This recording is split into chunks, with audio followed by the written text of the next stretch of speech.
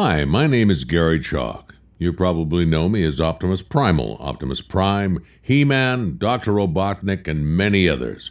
You're watching In Conversation with Amber the Fangirl, ATF. You won't regret it. Hi guys, Amber here. Welcome back to another episode of In Conversation with ATF. My guest today is best known for voicing Optimus Primal in Beast Wars Transformers, and he's also known for voicing Optimus Prime in the Unicron trilogy of Transformers. So that's Armada, Cybertron, Energon, essentially the trilogy I grew up with actually. Yeah, I always saw commercials for the DVDs like everywhere, on all my DVDs, just everywhere. He's also known for voicing Gutsman in Mega Man, the series, Dr. Robotnik in Sonic Underground, and he's also known for doing some live action roles as well. He was Vice Principal Grimes in Scooby-Doo The Mystery Begins, which actually I watched very recently and I forgot how funny it was, and also the Navy Chief of Staff very recently in Sonic the Hedgehog, which is a really good cameo, and I literally saw you as soon as I saw it. Like, as soon as it just cut to that scene, I saw you, I was like, oh my gosh, you're Garry Chalk! Well, yes, of course. I've just let it slip. My guest is Garry Chalk. Welcome, Garry. Hi, everyone. Hi. Nice to see you. Nice to see you as well. This is so exciting. I know, right? Lots of fun. I noticed I see you in your is that the Addams family you've got there in the back? I have an Addams family first. My friend's got it me for my birthday. Lovely. Yeah, lovely. No, that's terrific. Where are you right now? Are you in California? No, I'm in Vancouver. I live. That's where I live these days. And I'll just show you. Hang on a second. Where are we here? Oh, yeah, there we are.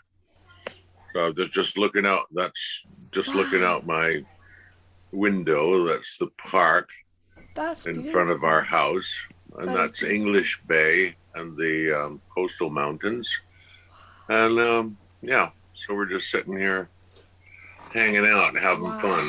That is so cool. Yeah. I've been meaning to visit go. Canada for a few years because I have a friend who lives in Nova Scotia, so I've been trying to go and see her, but I don't have a passport. Yeah. Well, Nova Scotia is a pretty amazing place. I've toured the entire province. I literally circumnavigated Nova Scotia. Oh wow! Really? Because I did a bunch of commercials for a thing called what was it called? Something about tools. It was a company that made tools and lubricants for car parts, and Mr. Goodwrench, that's what it was, Mr. Goodwrench. And I did a bunch of commercials in the Maritimes because it was in Newfoundland, and I went to Newfoundland, and while I was in Newfoundland, I shot all these commercials. They brought me back to shoot in a place called Halifax in Nova Scotia. And because I was there and I finished the ads really quickly, they gave me a week to shoot, and I literally shot them all in a couple of days. So what happened was I had all this spare time, so I rented a car and I drove from Halifax to Prince Edward Island and toured around Prince Edward Island, then took the ferry across to Nova Scotia, and I circumnavigated the entire province of Nova Scotia, which is probably about the size of southern England. Wow. Southern England. Yeah, it's pretty big. It's about maybe a little bit. No, it's bigger than Ireland. So, wow. But a fantastic, fascinating place, and great food and great people. And they all talk like this. Y'all go, hey, how you doing there, mister? You know. I definitely got that right. My of, friend talks exactly like that. Definitely. Just like that, right? Yeah. Love her accent. Oh man, everything. Yeah, it drives you mad. Yeah, one day. I'm used you have to go to Peggy's Cove and see the Bay of Fundy and Ingonish and all the gypsum. That's one of the one thing that I found. I know we're drifting off topic, but it's okay. One of the things I found amazing about about Nova Scotia was the gypsum beaches. You know, the stuff they make the wallboard out of? Yeah. Well, they have these gypsum deposits on the coast, and the ocean carves them into these fantastical shapes all down the beach. You'll be walking down the beach, you'll see this wonderful, looks like modern art, but it's actually been carved by the ocean and the wind and rain, and it's just, yeah, it's pretty fabulous. So yeah, if you ever get a chance to get over Nova Scotia, you got to go, because it's really good. Definitely will do. Of course. That'll be literally be the first stop I go to when I visit Canada. Definitely. Yeah. Now, speaking of being... Our place is pretty cool, too. Yeah. Aw. Speaking of being international, you were born in Southampton, which is... Yeah, it's actually kind of far from here, where I am right now. Do you remember... Well, you're in Chester, so... Yeah. Do you remember anything about living in England at all as a child? Because I believe you moved to Canada at the age of 5. Well, I'll tell you what. I remember a lot, because we used to live on a manor estate. And oddly enough, on a place called Canada Road, in Southampton. And then we went to a place called Seafield Road, and that was on, they used to have the Lord with the manor, the big mansion and the big estate. Mm-hmm. And they had this like estate housing on this huge manor, and our fence bordered very closely to the New Forest. Oh. So I remember, the New Forest ponies used to wander around in the back of our, behind the fence in the back of our house. And I used to feed them every day and go play in there. And then my elder aunt, who was about 17 at the time, told me that I shouldn't go into the forest because there were snakes there. And I said, snakes? There's snakes? She goes, yes. And the only snake I'd ever seen was ones. You remember that game called Snakes and Ladders? Yeah. The board game called Snakes and Ladders? Yeah. Well, I used to think that there were these big orange and yellow and black snakes that were wandering around in the woods in the forest, and I was terrified to go in there by myself, but turned out it was all a ruse.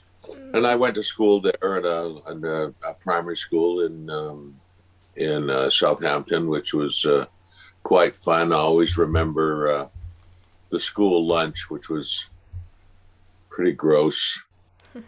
Dessert was killer. It was a bowl of rice with a spoonful of jam in the middle of it. Oh, rice pudding. Oh. To be fair, I've never been a fan of that. Never. In school, it was just, it was horrible.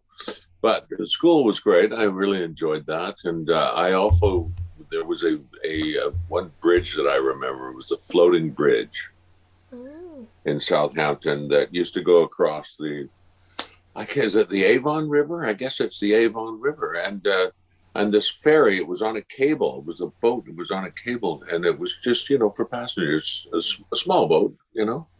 And it would be pulled back and forth across the river. And I remember sitting there and in the boat with my mom, going to feed the swans, because the swans used to swim around in the river, and they'd come up to the boat because people would feed them. And it moved very slowly because it was cable drawn, so the swans could keep up no problem. But they just they shut it down, I think, in 1980 or 1979, I can't remember. And my uncle's pub, he used to have a pub called the Rose and Crown on the Shirley High Street in Shirley.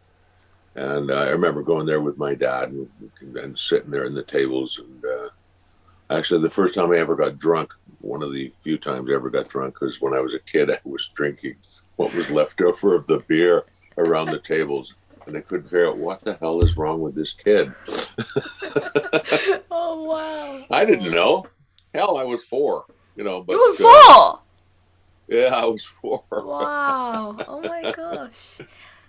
But that was just bizarre. But I remember my mother telling me, yeah, I remember that. Jesus Murphy. But, I remember a lot of things in my childhood, going up to my grandma's in London. I remember taking the train and going up to London. Oh, that's cool. And hanging out in Epping, a place called Epping. Mm-hmm. Yeah, so there are a few memories that I have, not a lot, but a few, and I just remember all the kids I used to play with and hang out with, and my dog Judy. I used to have this big German Shepherd named Judy. Oh, yeah. But there you go. Wow. So that's England for you. Then we came here. Yeah. And it was this whole new world. It was pretty exciting. Mm. So did you prefer living in Canada or living in England? Well, don't worry, I won't take offense if you say Canada. How could you ever make that kind of, how could you make that kind of a decision or that kind of an observation at 5 years old? But I loved it here in Canada because I got to taste things I'd never tasted before. Oh. Like I never had a banana until I came here. Really? No, because in this, back in those days, fruit was really hard to come by. Wow. And our neighborhood, we only got the grocery truck. The grocery truck would come in the neighborhood once a week. So I never tasted things like, what was the other thing that I love? Sugar Pops. Remember that cereal, the kids cereal called Sugar Puffs or Sugar Pops or whatever it was called? Yeah, like sort of like plain Cocoa Puffs, similar to them. Yeah, like plain Cocoa Puffs, exactly the same. With sugar in them. Never yes, we had those. They were called Ricicles, but they've been discontinued now, sadly. They were really nice. Oh yeah, but I'd never tried that kind of a cereal. The only cereal I knew was porridge. So when we came here, they had all these amazing, wonderful foods that I had never tried before, and I thought this was pretty incredible. And Sugar Pops to me was the most amazing thing I'd ever tasted. Not good for your teeth, but there you go. But and when I went to school here, because I'd been in school in England, they put me in grade 1. I think I was 6 at that time, and they put me in grade 1. But I could already write longhand, and I could already do a lot of things. So it was a pretty boring but easy transition. So there you go. Yeah, makes sense. Yeah. What did the other kids say about your British accent when you came over? They used to tease the hell out of me. I've heard. And that's why I got rid of it. I was going to say it. A lot of celebrities have done that when they went. I think John Barrowman was one of them. He was born in Scotland, but he moved to America, and he was picked on for his Scottish accent, so he gained an American accent.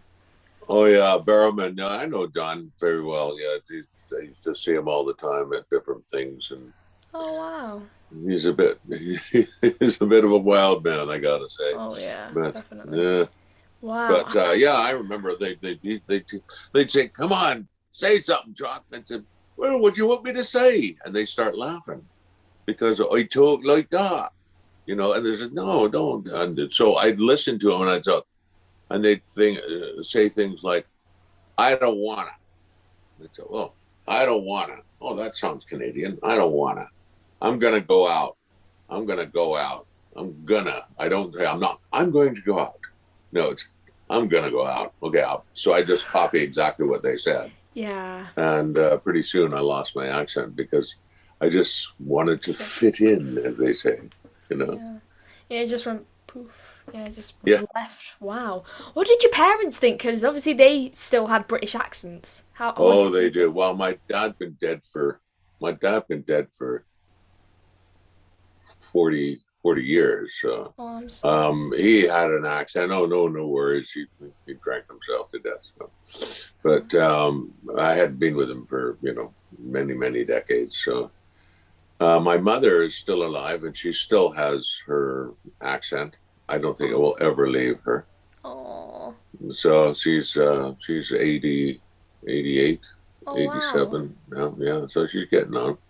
Oh. And she's staying up in the interior with my sisters in the interior of BC, which is like, BC is an amazing place because you've got the coastal wetlands down here where it's, right now it's just gorgeous because it's so dry and warm. But up in the interior, it's part of what they call the Great Northern Sonoran Desert. So they have cactuses and stuff up there, little ones, but they have it's very dry with the sagebrush. It's like cowboy country, right? The caribou, they call it. Yeah. And right now they're going through a lot of forest fires, so because it's been so hot and dry. But the rain's now coming, so it's going to put most of them out, which should be great. Well, that's good. But that's why the sky is so hazy over here right now, is because of all the smoke from the forest fires. And up there, it's really bad. I mean, I was up there a couple of weeks ago, and I couldn't stay. It was just too smoky. I couldn't breathe. But there you go.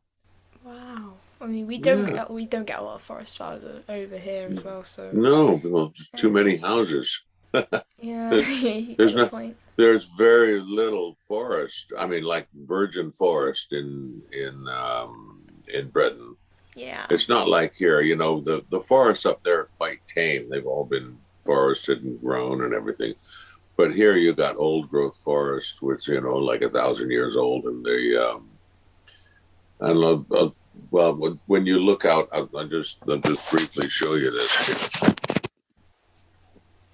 Oh yeah, see when you look out, see across the way there. Yeah. See across the water. Mm-hmm. That's all trees. It's just thick trees, and those slashes where you see, that's a highway that goes up to the mountaintop. Wow. But you can get there's high-rise buildings across the way, and that's Stanley Park that's the end of Stanley Park right there. But you can see it's just thick, most of the time impenetrable forest. Yeah.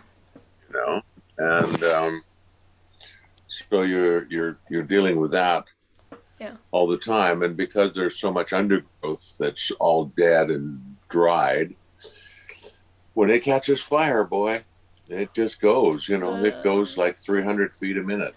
So you literally have got to run for your life, which a lot of people have had to do up in the interior. They've lost. That must have been there was one town called the town of Lytton. There's a little town called Lytton, and the entire town burned down.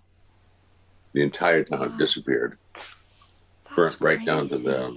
Yeah, I know. It happens sometimes. Yeah. Yeah. Wow. That's unbelievable. Well, I'm glad you're keeping safe, definitely. I'm glad your family's keeping safe. Yes, we are.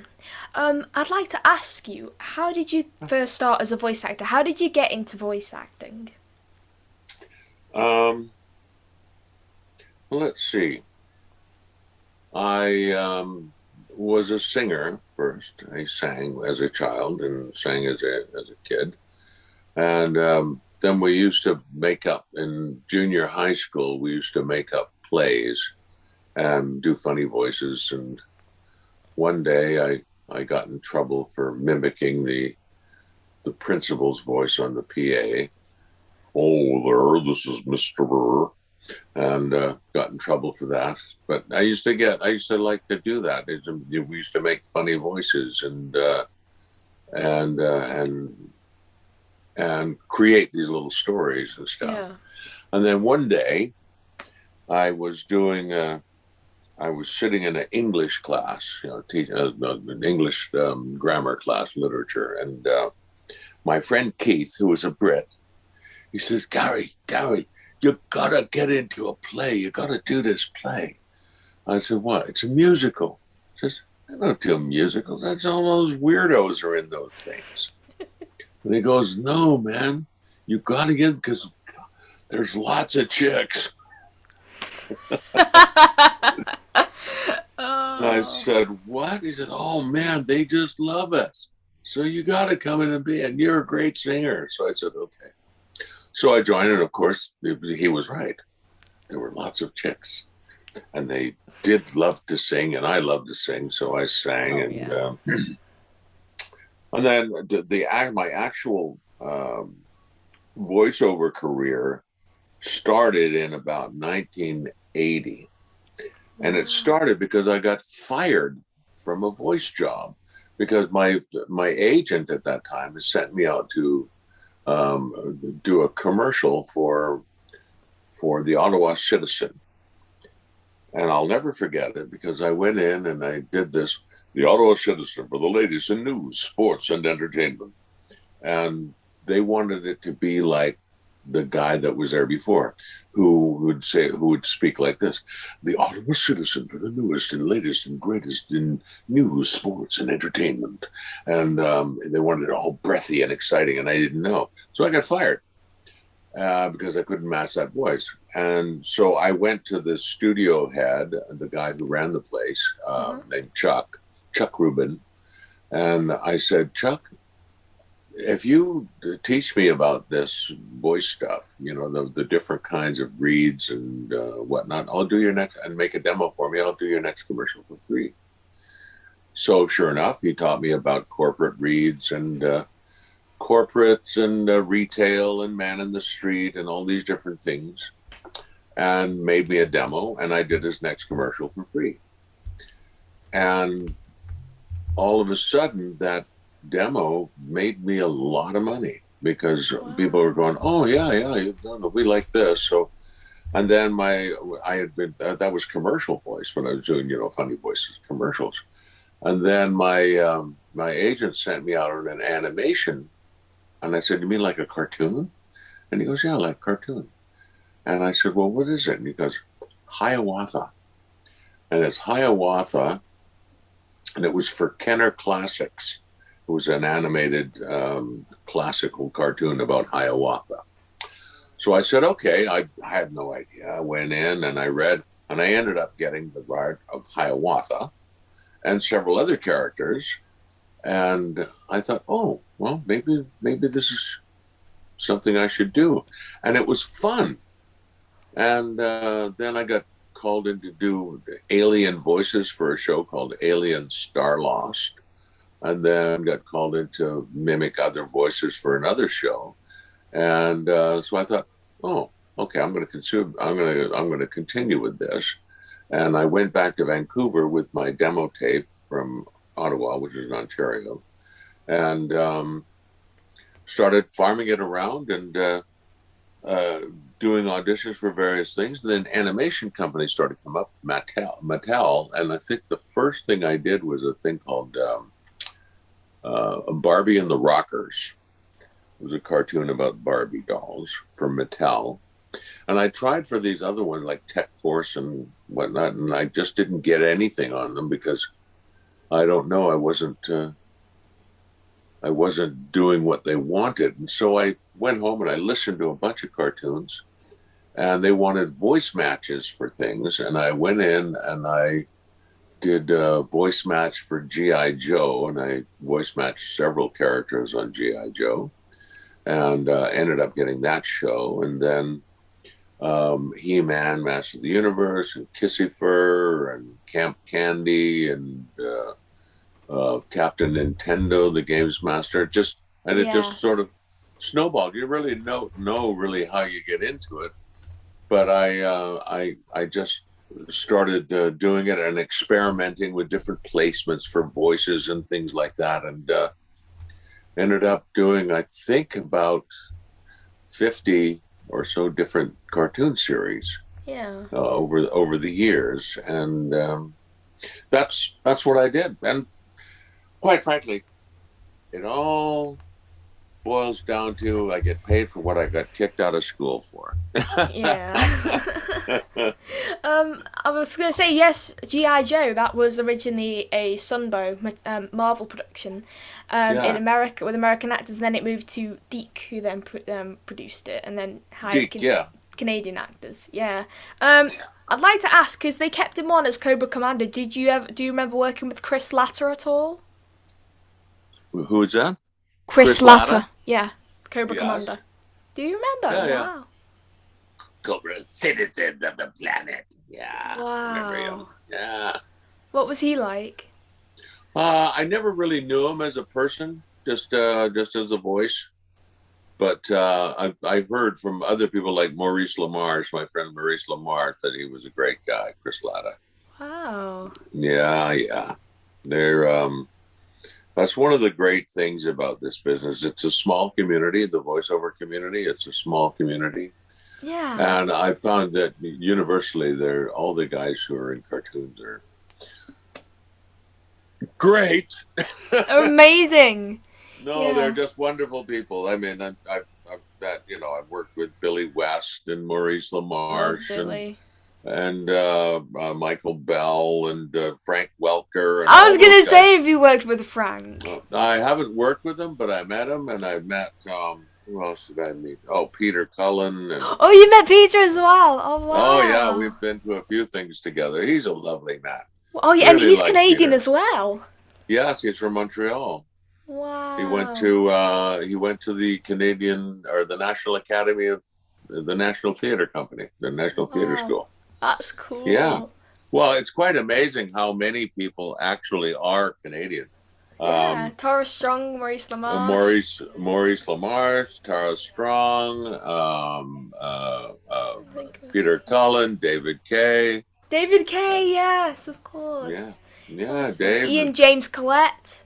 Ian Collette. Well, I've worked with the Ian since 1988, 89, Wow. somewhere around there. That's a long time. Long, long time. Well, all of them. Well, David Kay, I remember David Kay in 1984.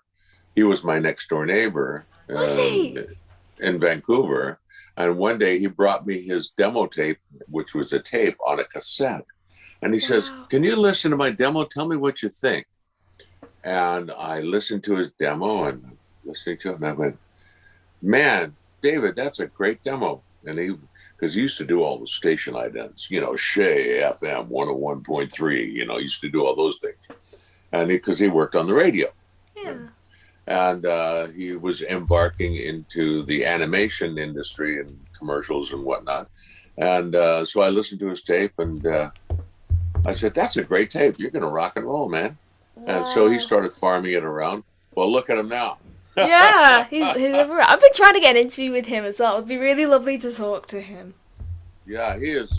He's a great guy. I mean, he's very accessible. I I bet mean, he to talk is. to him, he's a lovely man, and I talk to him on occasion, just for the hell of it. I'll just call him up and just say, "What's shaking, Mister? What's going on?" Because Oh, his kids are doing well. They're all grown up, and yeah. I think his it's daughter got just married amazing. recently. Yeah. Yeah, his daughter, that's lovely, Yeah. and his son is doing well, and Maria and him and Maria have been together forever and ever and ever. It's Oh just yeah. incredible. Yeah. But yeah, he's a very nice man. And Ian and Scott McNeil and Doug Parker and Jimmy Burns and Sam Vincent. We all have worked together over the years. Lee Tokar, I don't know if you remember Lee. Yeah, I'm friends with him on Facebook. Oh yeah, Yeah. Lee's a lovely guy too. He just lives up the road from me. So Oh wow. yeah. So we run into each other every once in a while. That But is that cool. the voiceover thing is it's not like you go, you know what? When I grow up, I'm gonna be a cartoon. It just what happens is you just sort of fall into it. Something will come along. Like I had been pretty established in film and television and doing commercials and stuff, radio. I did a lot of radio announcing and stuff like that. Yeah. But I'd never really, explored animation. And then I got into it and I went, dude, this is so much fun. I'm doing a new series right now that I can't talk about, unfortunately, but it's very, very funny. All I can tell you is children, there's only one kind of monster, and that's the dangerous kind. So beware. Ooh. And that's all you can hear. That sounds really exciting. It is very exciting, and it's Wow. very, very funny. So I bet it I is. I enjoy working on it, and so I don't know when it will be coming out. I would imagine it'll be coming out sometime in the early of the new year. Maybe. But it's going to be a funny one. I think you'll enjoy it. I'll definitely keep a And lookout for it. yes, and I do the odd thing here and there on Mega Man. Yes. Now in Mega Man, Guts, man. I was Gutsman in the old show. In the new Mega Man, I'm Dr. Light. Oh. Remember something? Suna, where are you? I'm that guy. I'm the dad I of see. the little Mega Man. So yeah, it's on the air right now. I mean, it's on the air. Yeah, right now. Yeah. But it's a good little show as well. So there you That's go. cool. Wow. That brings me on to really my next question. Let's talk Transformers. Let's talk Beast Wars. How did you get into the Beast Wars show? How were you cast as Optimus Primal? Well, it's funny you should mention it. I I had done my only exposure to Transformers previous to the Beast Wars was I used to do commercials for Transformers Generation 2. Oh, I wow. used to go, Transformers Generation 2, battery sold separately, new from, what was the camera? Hasbro. Hasbro. And yeah, new from Hasbro. And they used to do all the Cap toys, the Wow. Super Soaker 2000 from Cap Toys. And I used to do those things as well. Yeah. And so I never really had any exposure to the Transformers because I was already a fully grown by the time it came out in 1980. I was an old guy. So, I mean, not like old, but I was, in my 20s. And so I had no frame of reference or anything to copy or look at. All I had was just what I could come up with. And so I went and auditioned for this new cartoon called Beast Wars. And I got called back for it again. And then I got called back again for Beast Wars. And the funny thing was that I was originally looked at for Megatron. Really? Yes. Wow. Side guns. Let's get these metals maximals once and for all. And I was going to be doing that one. And David Kaye was going to be Optimus Primal. Wow. Well, but they didn't, they couldn't make up their minds. And so I went in for the final breakdown of the cast. And the director, I believe at that time, was Sue Blue. And Sue said to me, okay, make him warmer, make him this, do that. And I said, yeah, okay, did that. And came up with this voice. And they went, okay, you're Primal. And David is what's his face, Megatron. Wow. So that was quite interesting. It must have been, And, yeah, definitely. Yeah. So then I still, I went, okay, great, another cartoon. And I'd been doing a lot of cartoons at that time, but I still, it didn't click anything, but that it was anything amazing, except it was CGI, which I had never heard of. And, or was it? No, I was doing, did I do Reboot before that? I think I might have done Reboot, which is a CBS, because it was an iconic. Yeah. I think Reboot was the first CGI. The first CGI cartoon, and then, oh, great, another CGI cartoon. So I went and we did the show, and I had and I created this character who was a Transformer, but also an ape. So he's warm-blooded, he's compassionate, he's warm, he's a caring leader. And then they showed us the footage of the first footage of the show, and I was completely blown away by how amazing it looked, and the music and the characterizations were fantastic. Yeah. Superior for 1996. Definitely. For 1996, it was quite amazing. And then I was sitting at home, and I got a call from my agent, and my agent said, "Hey, this company in the States, TFCon or something, they want you to make an appearance at this convention." And I said, "What? Yeah, okay, sure, all right, sounds fun. Where is it? And says it's in Van Nuys in Los Angeles. And they went, oh yeah, I'd love to go down to Los Angeles. It's right by Disneyland. Because we wanted to go to Disneyland. Said, yeah. And I said, okay, well, sure, okay. So I went, and I didn't think anything of it. And the organizer of the event takes me by the arm, and he says, you're going to come right this way into this big auditorium. And I walked into the auditorium, and it was full. Thousands of people. And I went, wow, this is good. Big convention. And we see this table, and there was about 5 women sitting at this table. And he walked over to me and said, hey, you guys, this is Optimus Primal. And I don't know if you ever saw Galaxy Quest. You ever see that movie, Galaxy Quest? Yeah, it sounds familiar. Tim Allen. I think so, yeah. Sounds where they go to the conventions. They're a sci-fi like Star Trek. Yeah. And all these girls went like this. I went, what? That's hard. And so I didn't think it. And the rest of us, Venus and Doug and Scott and a few others were there for this convention.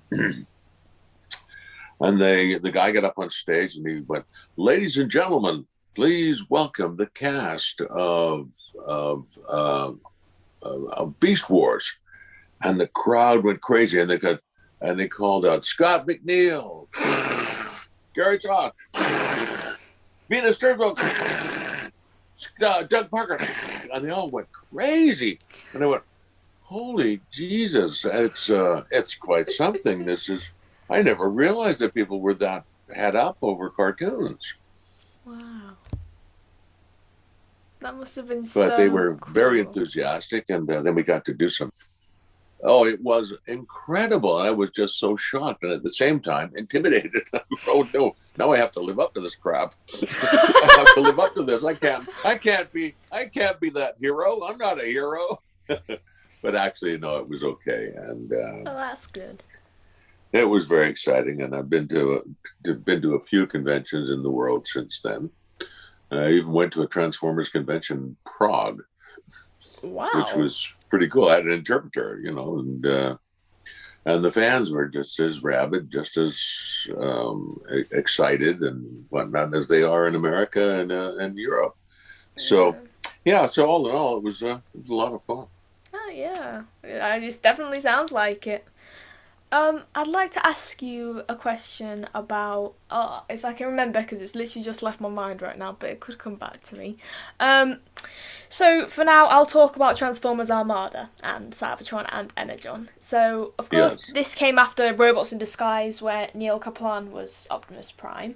Yes. How come how were you called back for it? So they didn't want to use Neil anymore, they just wanted to make it similar to the cast of Beast Wars.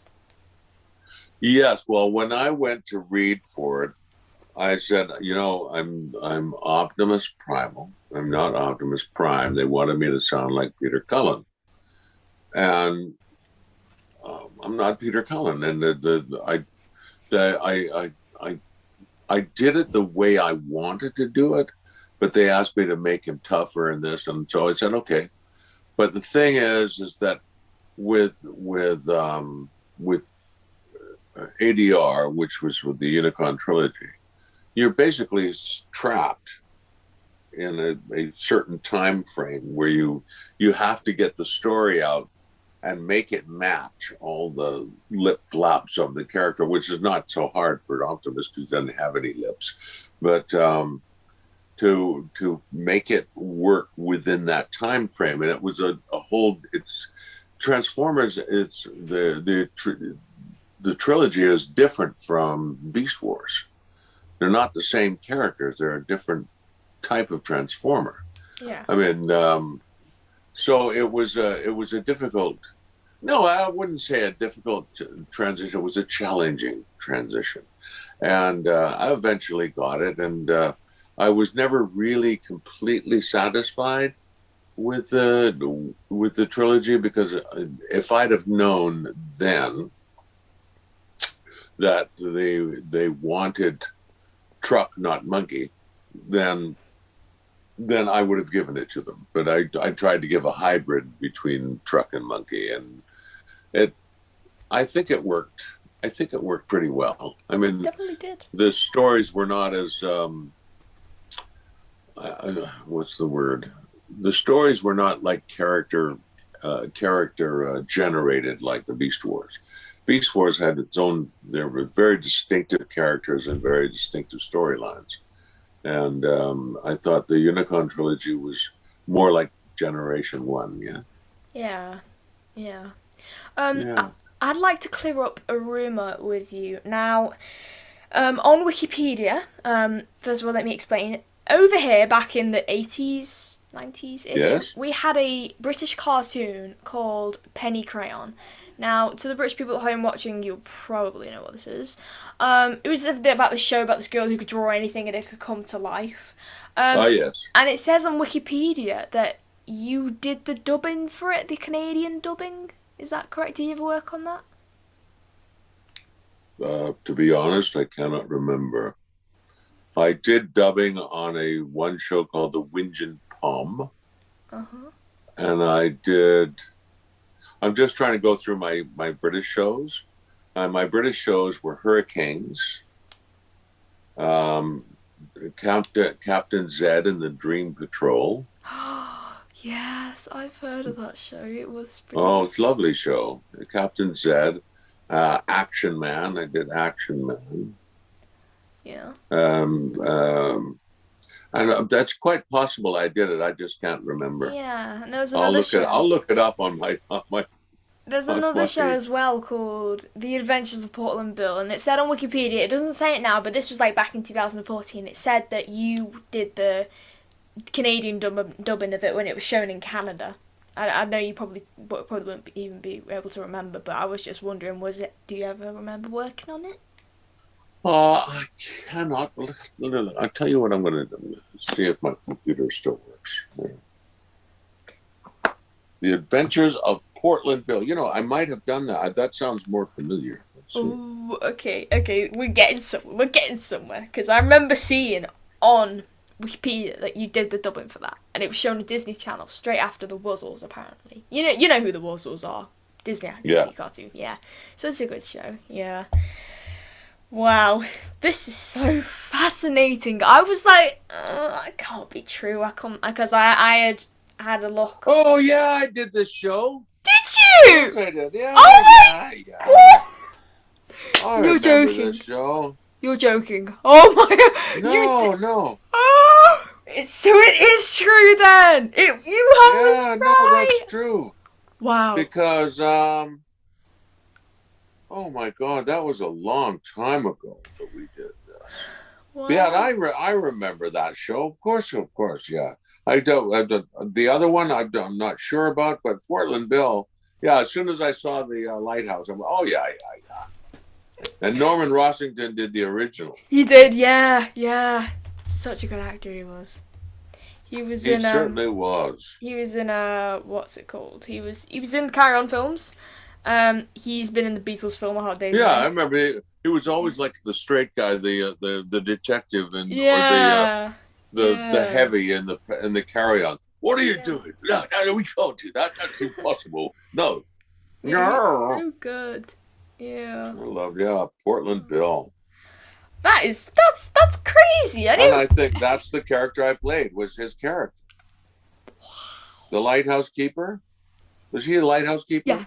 Yeah, yeah, yeah, yeah, yeah. Oh, this is Oh amazing. my God, that was a long time ago. Well, I've certainly brought back a memory for you. That's one thing I've done in this interview, definitely. Wow, that's Yeah, crazy. isn't that funny?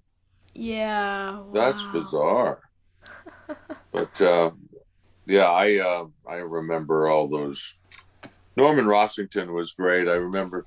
I was just thinking of him. He was the Beatles manager in A Hard Day's Night, a movie called A That's Hard Day's that's Night. right. Yeah, yeah.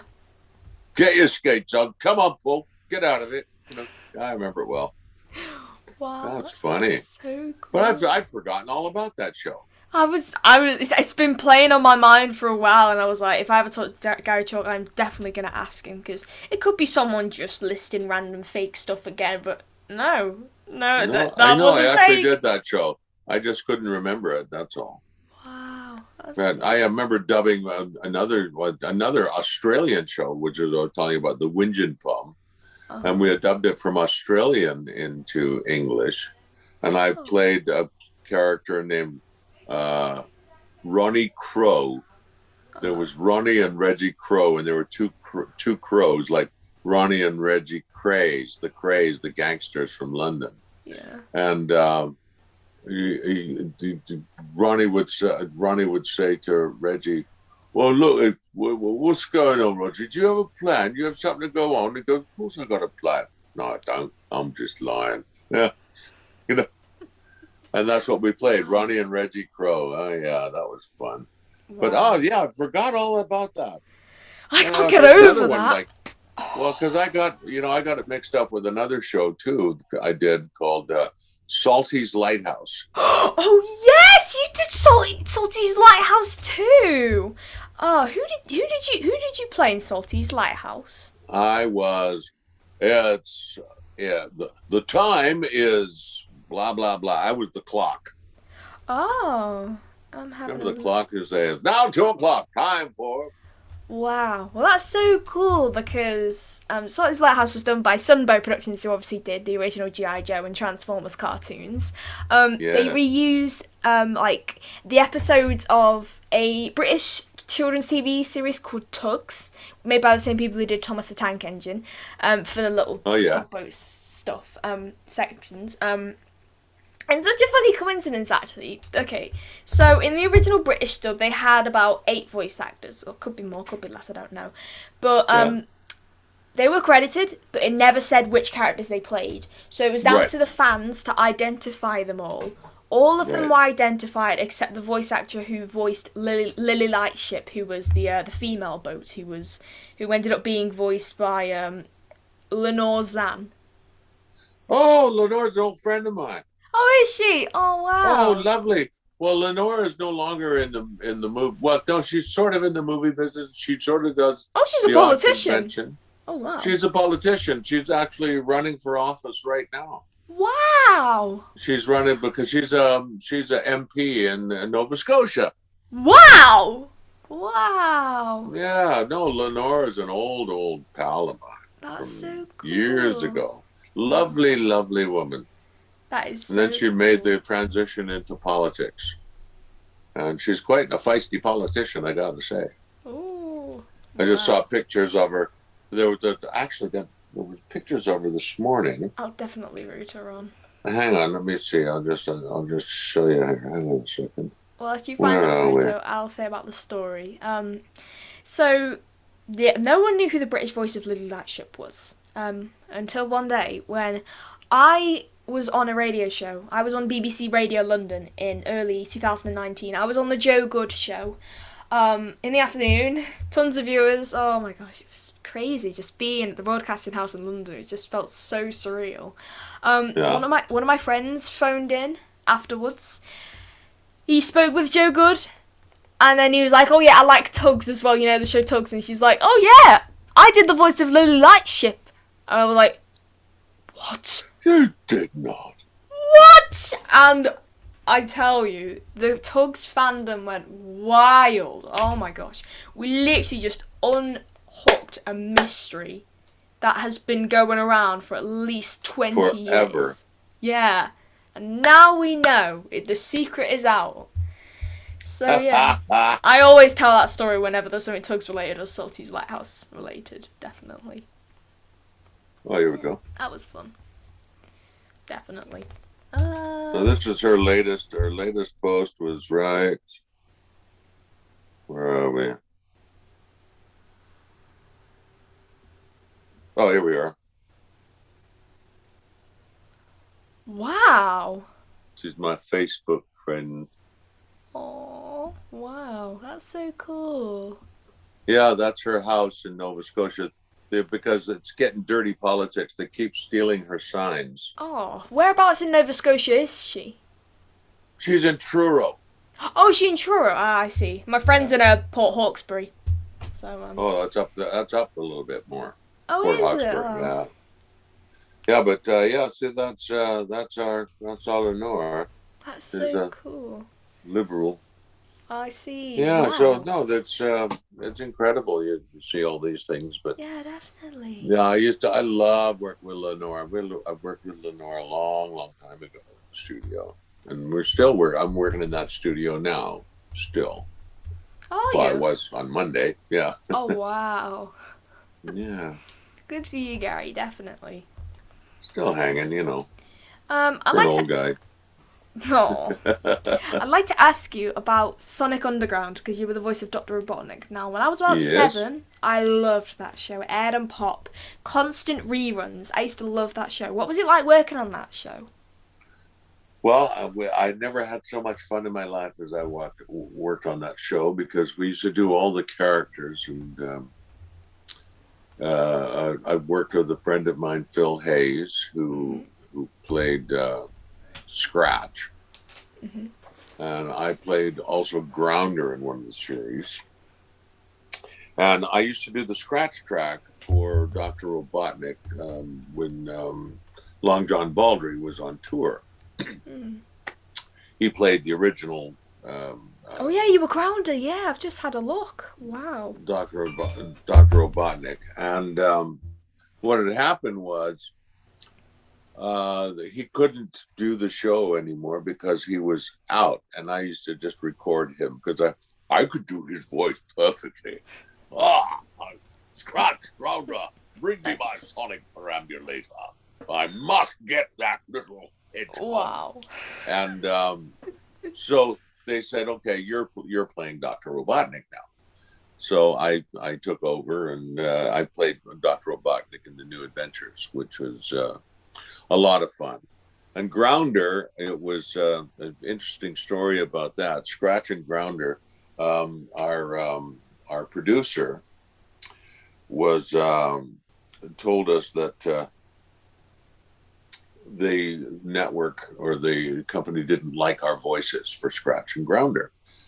And we'd already recorded 6 episodes. It's kind of a Lou Costello, Bud Abbott kind of, hey, Abbott! Remember the Abbott Costello? Have Yeah. you ever seen them? Yeah. Well, that's what we did. We did an Abbott Costello kind of thing. Come Ah. on, Lou, we can do this. And they didn't like it. So we tried all these different voices, and they said, come up with something brilliant today or you're fired. And I went, what, today? Now. Marcia Goodman, she was our producer. She did a lot of stuff with Mattel, and she was great. And Deke Animation.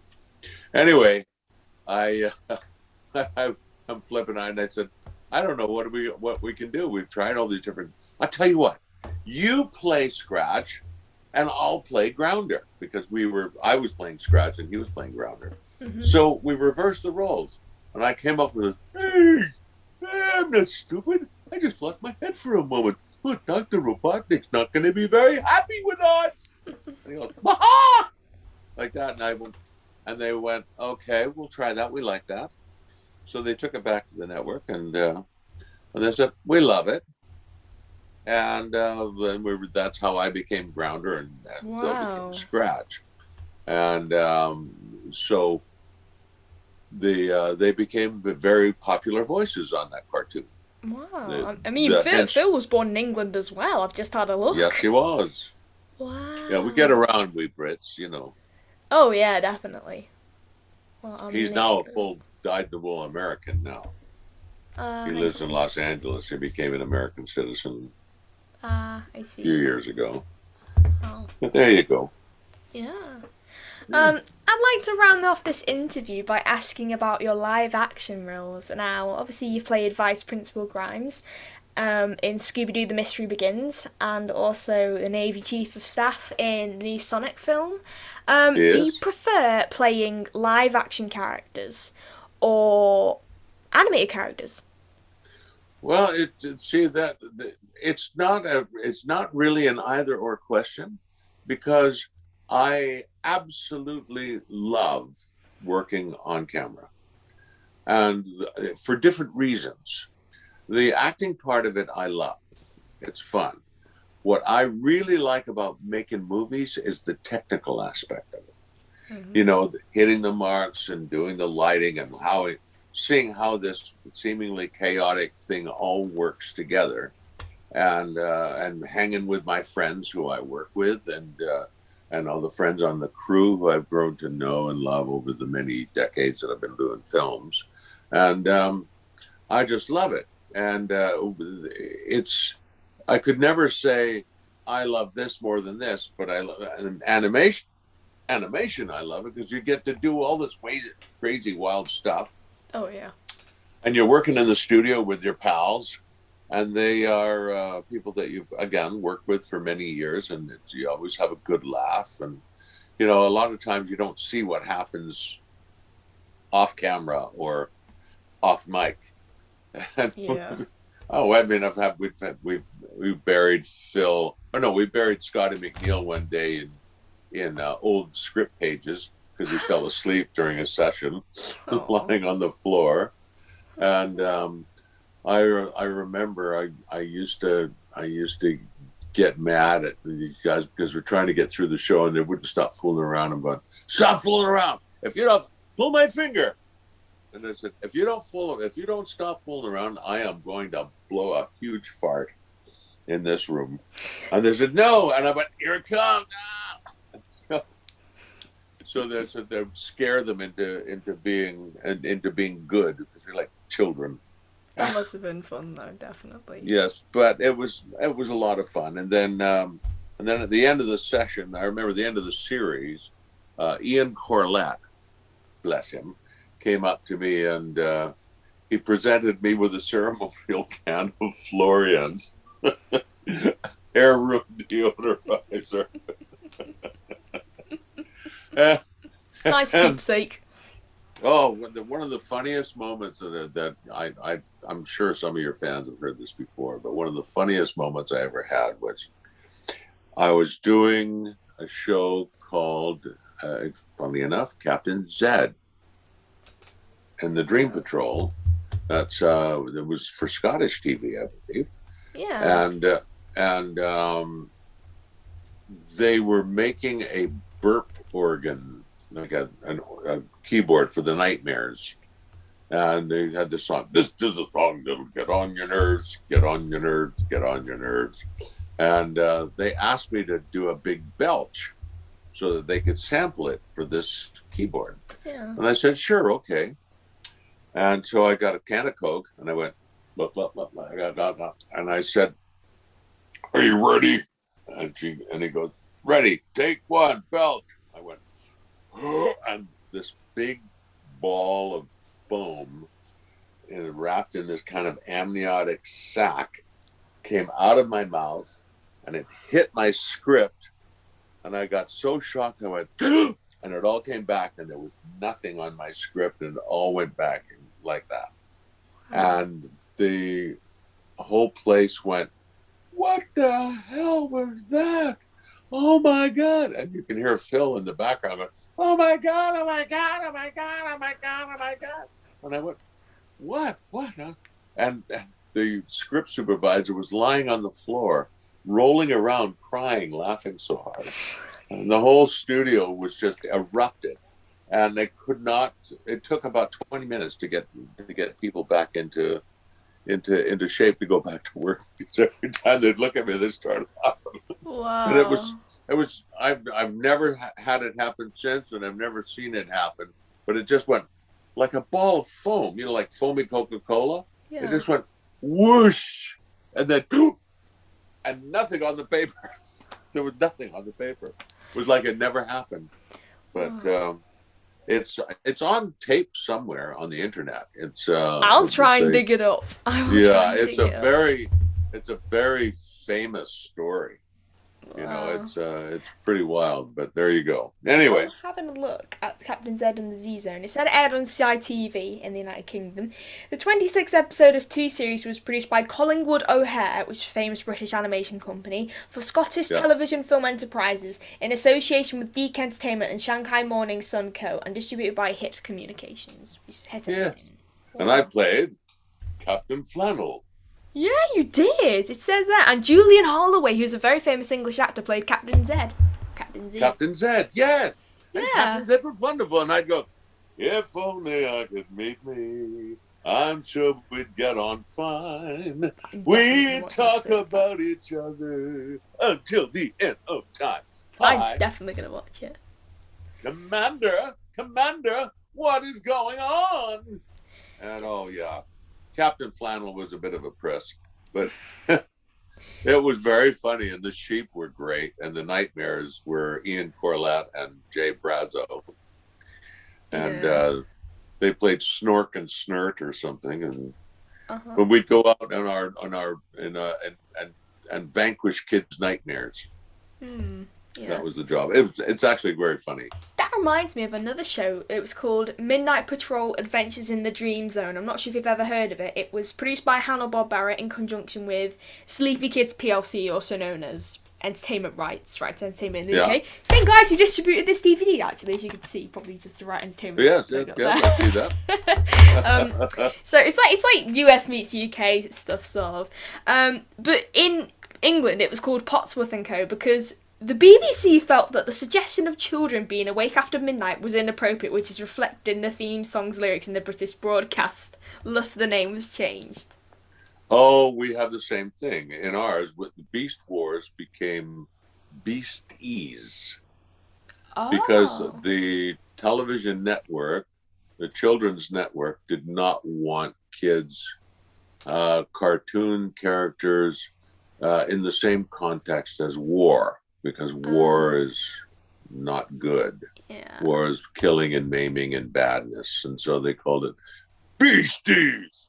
And I remember doing because in America it was Beast Wars. Wow. And I think in Britain it was Beast Wars. But in Canada it aired on Channel 4. Beasties. Huh? It aired on Channel 4 in the UK. Were you the person who did the Beast Wars chant in the intro? Or was it someone? Was it you? Which one? Oh, the Beast Wars? No. The original chat. When the guy who just Mike says Donovan. Beast Wars in the theme song. Oh, yeah. We did it ensemble. Oh. Wow. Beast Wars. Yeah, we did all that stuff. Wow. But the guy who did the introduction at the very beginning of the show, Beast Wars, was brought to you by blah, blah, blah. That was the director, Mike Donovan. Oh, wow. I didn't know that. Yes, and Mike Donovan was also did a lot of cartoon voices.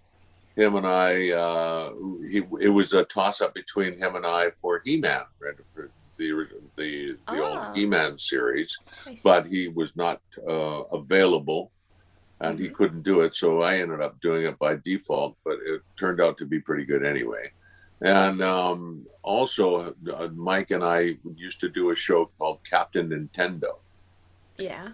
And I played King Hippo, who went, excuse yourself, you pig. And he played a character called Eggplant Wizard. And he goes, yeah, I didn't do it. Why is everybody always picking on me? He used to do that voice. Yeah. And we were like a comic duo in this cartoon. I don't know if you've ever seen it. There are episodes of it on YouTube these days, Captain Nintendo. It's actually pretty funny. Pretty good show. Anyway, so yeah. So there you go. Cool. Obviously, the way things happen, the way things they show up. I actually did a Russian cartoon once. Oh, really? Yeah, I dubbed Peter and the Wolf. It was a Russian cartoon from the 60s or 50s, I guess, but the animation was brilliant. It was a lovely, lovely show. Anyway, there you go. So that's that. Wow. I just like to end this interview off with one final question. All right. You know when you returned for the Sonic film as that one live-action cameo? Wait, did you even speak in that? Or were you just... Yes, I did. Oh, did you? Oh, wow. I was going to say, I only saw... I think it was in a trailer. It was just yeah, you. You just seen my profile in the trailer. It didn't show you speaking or anything. I haven't seen the actual film yet. Yeah, I actually speak in it, yeah. Well, For about a minute. What I was going to say was, how did it feel to return to something Sonic related after, like, a really long time? Because I think the only thing you did before that was Sonic Underground. I could be wrong. Yeah. Well, it was pretty funny. I mean, I really wanted to play Dr. Robotnik, but they got Jim Carrey to play it. Damn it. You would have made a what's good Jim Dr. Carrey? Robotnik. I would have made a good Robotnik. Yeah. But I just thought it was so exciting to be able to work on this show and sort of come full circle, do the cartoons, and then do the live action film and show up into it. It's kind of a nice completeness about it. Yeah. It's but it was a lot of fun, and the director was great. He was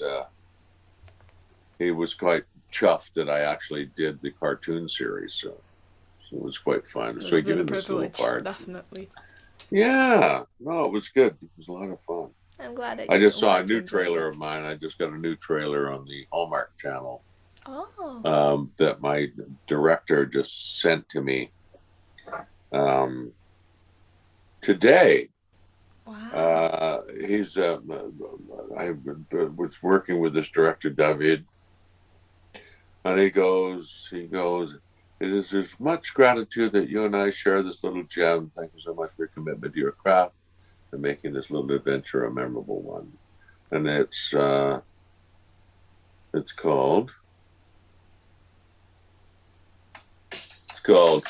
Fishing for Love. Ready for the lunchtime launch? Wow. Yes. I just hope the partners like it. And Of course where they am will. I? Kendall. Am I in this? Let me see. Of course they will, Kendall. Keep an eye out for you. Oh, there I am. A new fisherman in town just bought us out. Excuse me, could you? It's you. No. It's you.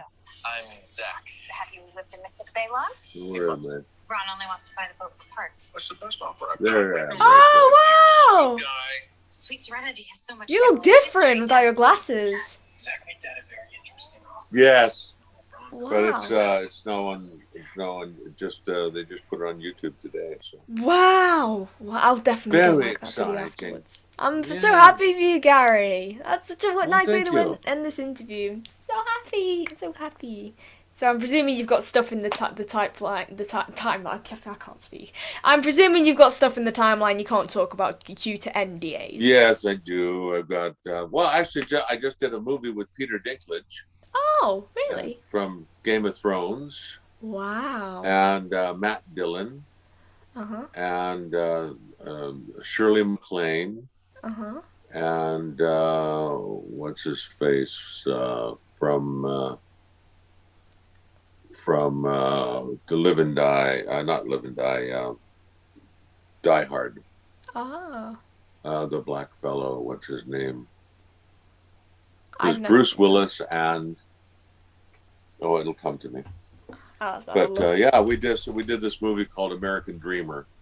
It was quite funny, and it'll be coming out this year, I believe. And we shot that, and I shot another one called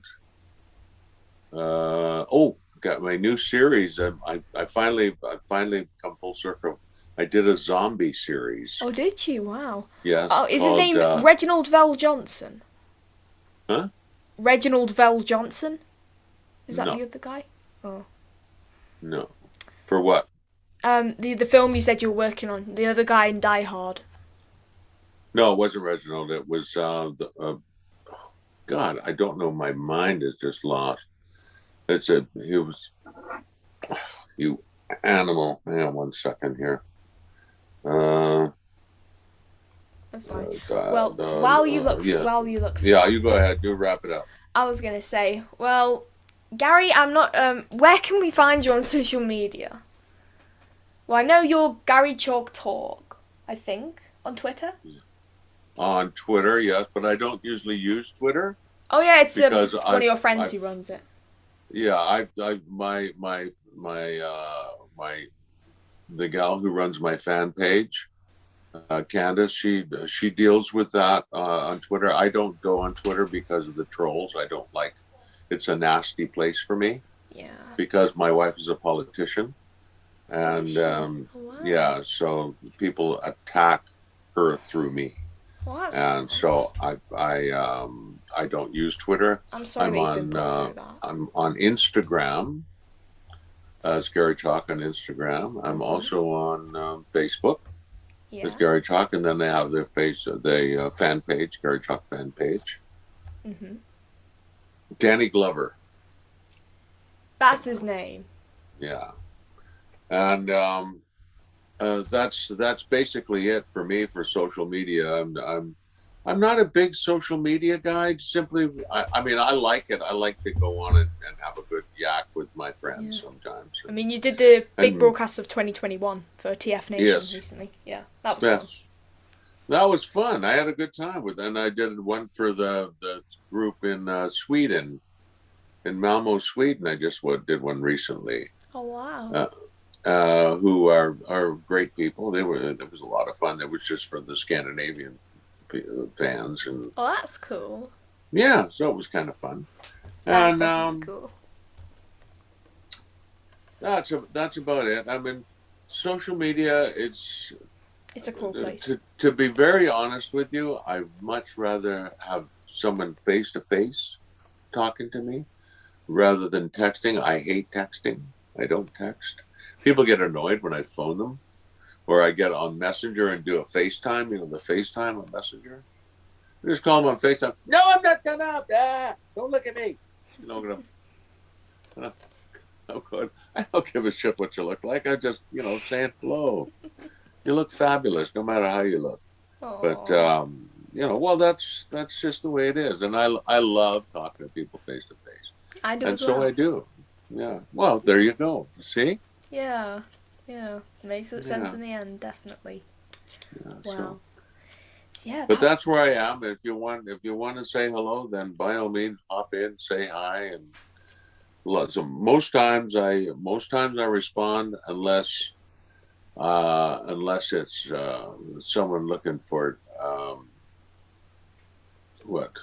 I do send photographs on occasion, autographed photographs. Yeah. But it's only in certain cases, because there are people who are collectors who just do it because it's a money-making venture, and I don't like that. I'm not one of those people. I just keep it as just a souvenir. Yeah, and there are people. Go ahead. Yeah, I taught them there are people that really like them. Like there was one day, and I thought it was quite amazing. It was in Cornwall, actually, in England. Oh, wow. I got a call from a guy I know who does he has a Transformers truck that he drives around. Oh. Like a semi, and it's a big promotional thing. Well, there was a kid who was dying of cancer in the